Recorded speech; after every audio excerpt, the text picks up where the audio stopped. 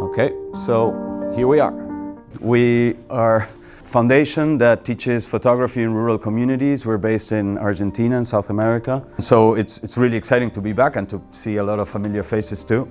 Basically, our mission is to develop a sense of place through photography and through thinking about your roots, where you come from and what interests you. It's a very simple concept, but what we notice is that small communities are tending to get smaller and smaller. So what we're trying to do is to document through your eyes what it is like to live here, what's your life about, and what are your interests. And so we put together a very intensive workshop. It's going to only last for this week and will be gone by Sunday morning.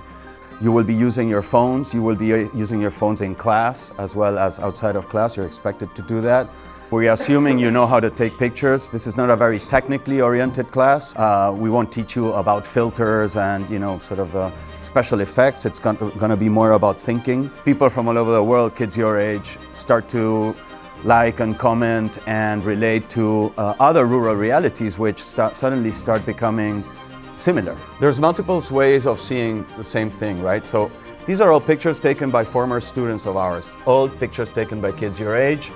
5,000 miles south, similar environments, small rural communities, but they all have different interests. I wanted to stress the idea about authorship.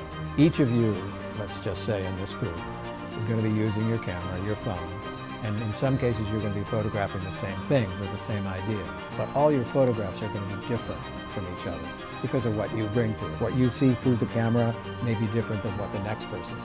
One person might get closer, one person might get farther away. One person might photograph at night, one person might photograph it during the day. Once we started to recognize people's pictures, there was a consistency to the pictures that people did. There was a consistency of interest in the subject, but there was also a consistency of what we would call treatment. We have a certain obligation to you, in the best sense of the word, to really push you.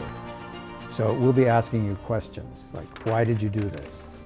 Be free, feel free, take your photos, pursue these ideas that you might have. We will guide you through it. We will do our best to turn you into better photographers, but also turn you into better people in the way you understand what you want, what you feel, and the way you want to represent it. What am I interested in, and how can I represent what happens to me, what I feel, what moves me through photography? Finding your voice.